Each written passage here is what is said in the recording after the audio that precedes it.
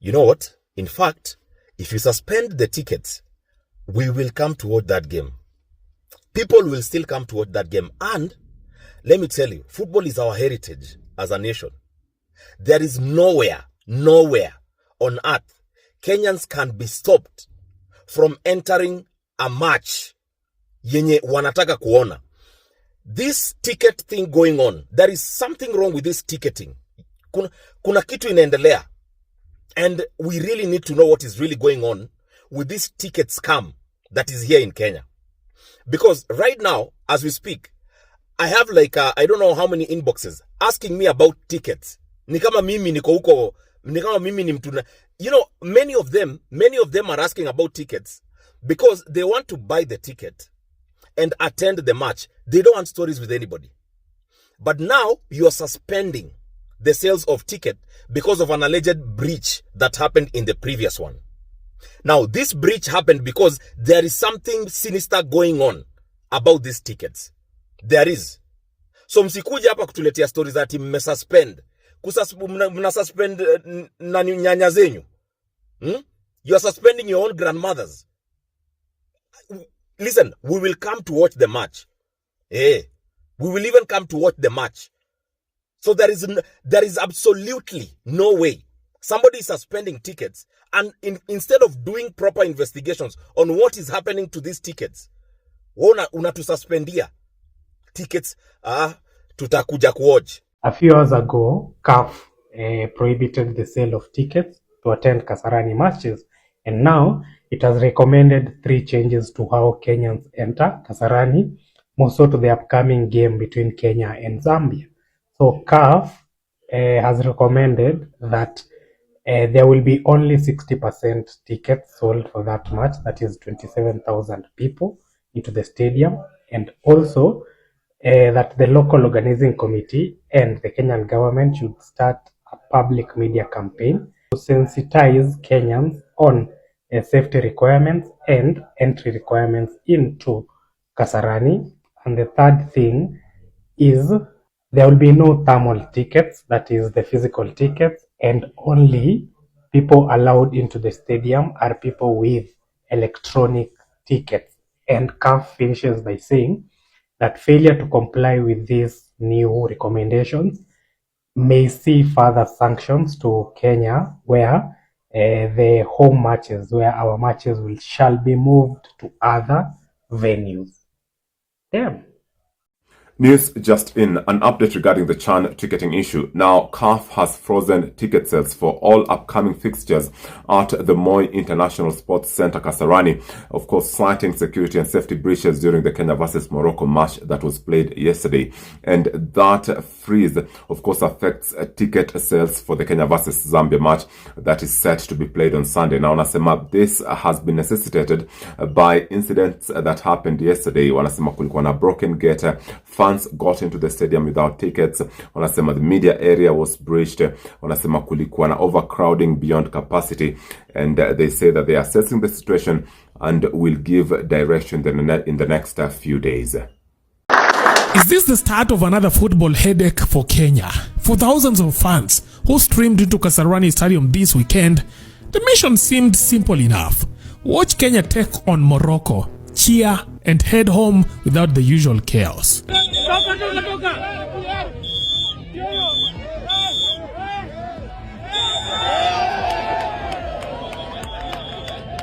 But somewhere between kickoff and the final whistle, order went out the window, and now CAF is cracking the whip.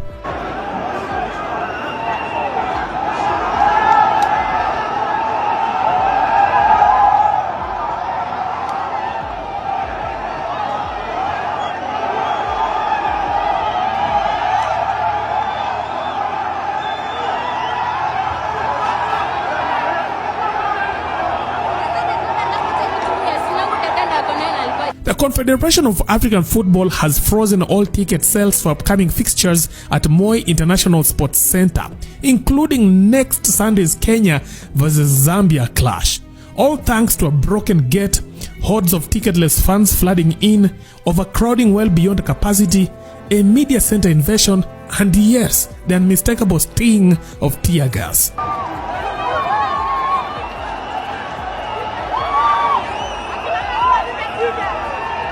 Disciplinary and Safety Committee are now investigating the incident and will decide in the next steps. But in the meantime, the punishment has already begun. MOOC Africa, the ticketing company, issued a crisp statement. After the security breach in Kasarani yesterday, ticket sales for Kasarani games have been suspended until further notice from the organizers.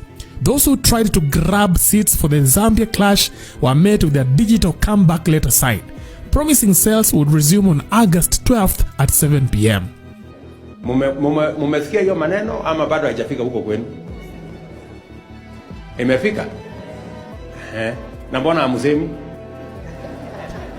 If all this feels familiar, that's because it is. Kenya has a checkered history with football sanctions. Back in 2005, another Kenya vs Morocco match ended in tragedy when a fan died during unrest. FIFA wasted no time, forcing Kenya to play their next World Cup qualifier against Tunisia behind closed doors and slapping a fine of about $19,000 on Kenya. And the disciplinary track record doesn't end there. In 2004, FIFA suspended Kenya for government interference in the operations of its football federation, lifting the ban only after creating a normalization committee. In 2006, another suspension followed unresolved internal disputes, lifted in March 2007 after reforms. In 2022, Kenya endured a 9-month FIFA suspension after the government dissolved the Football Kenya Federation, only returning to international football when the FKF leadership was reinstated in November that year. Now in 2025, here we are again. But this time, it is not FIFA wagging its fingers. It is CAF sharpening its stick. Following the Kenya vs Morocco incident where fans poured into the stadium without tickets, all eyes are on the continental body. And the big question is, will CAF hit Kenya with a hefty fine, a stadium ban, or both? CAF is mandating the following measures for all the upcoming Kenya home matches at Kasarani specifically. Capacity restriction, maximum of 60% of stadium capacity, that is 27,000 tickets. Entry strictly limited to electronic ticket holders. Thermal tickets will be prohibited immediately. Public accountability and compliance campaign. LOC and government to launch a public media campaign reinforcing safety protocols and entry requirements. CAF now says they expect full and immediate compliance with all these directives. Failure to implement them may result into more serious sanctions, which may include the consideration of alternative venues for future matches for the host team. That is a letter that has been sent to the local organizing committee, CHAN 2024 chair Nicholas Musonye from CAF, giving the measures that they say have to be implemented immediately following the breach in security and the major security lapses at the Kasarani Stadium. Huku hayo ya kijiri, vurugu zilishuhudiwa baada ya baadhi ya mashabiki kuruka ukuta wa uwanja kujaribu kuingia kwa fujo. Licha ya kuwepo kwa maafisa wa usalama, baadhi yao walifanikiwa kuingia kupitia upande mmoja wa uwanja. Hata hivyo, shamra zilirejea pale basi la timu ya taifa lilipowasili uwanjani, likilakiwa na mashabiki waliokuwa wakishangilia kwa furaha. Imani yao kwa Harambee Stars ilizaa matunda baada ya timu hiyo kuonyesha mchezo wa kuvutia na kuibuka ushindi muhimu wa alama 3 dhidi ya Morocco. Each Harambee Stars player could be 2.5 million shillings richer this Sunday should they beat Zambia. This is after President William Ruto stepped up his reward for the gallant players.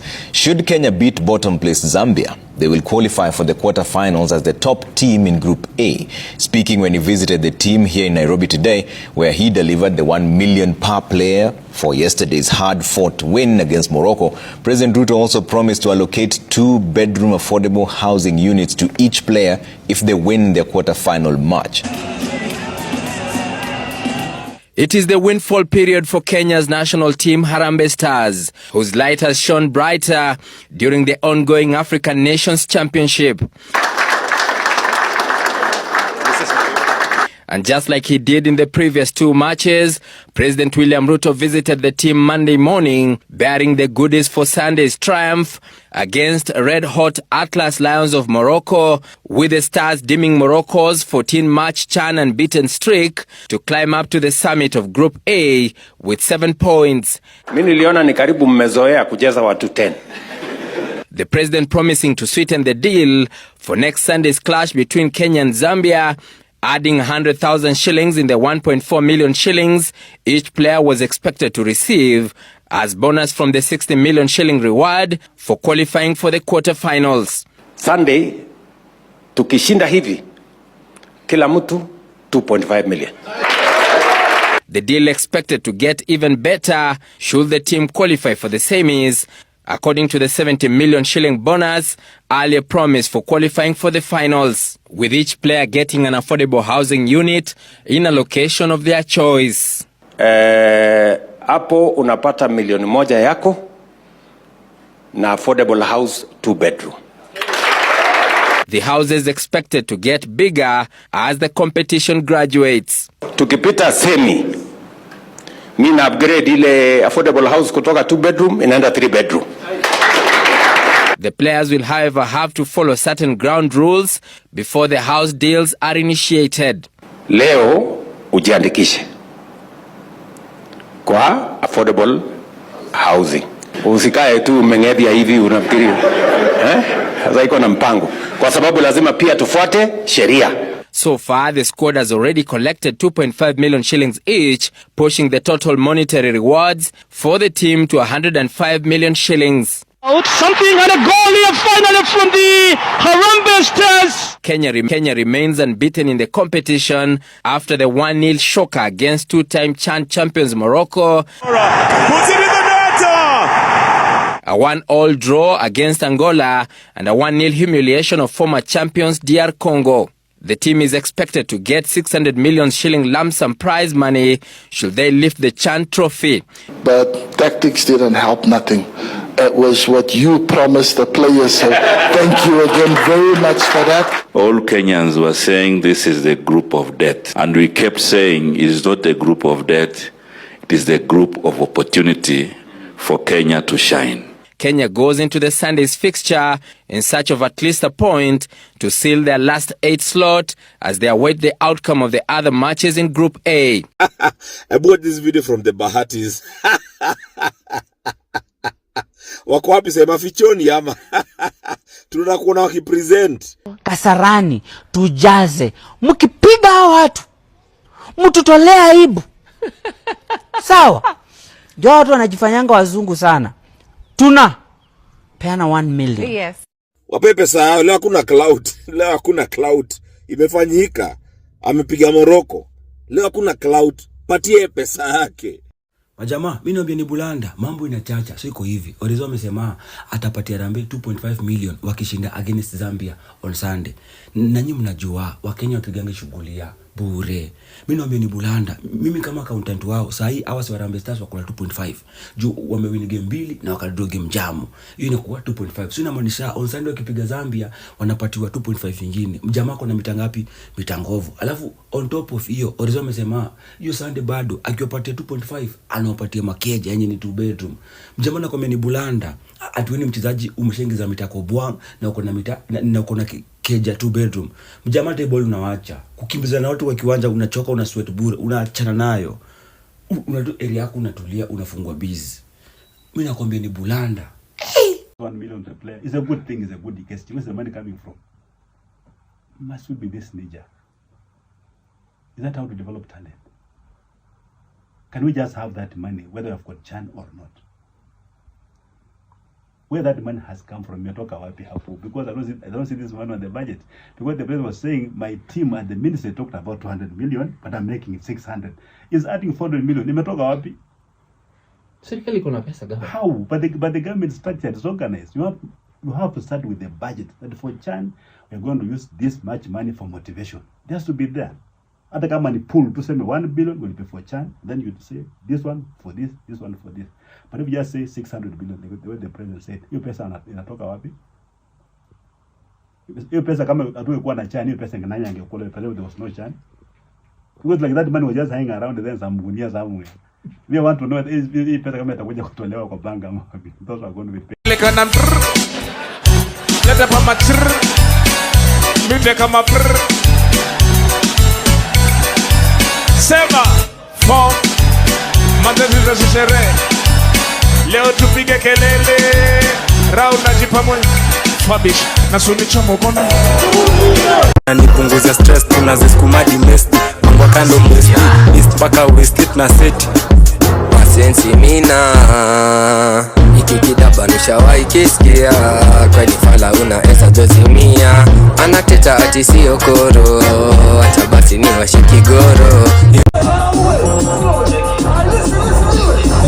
enyewe Ruto must go enyewe Ruto must go by the way Ruto must go enyewe Ruto must go wash fire Ruto must go enyewe Ruto must go by the way Ruto must go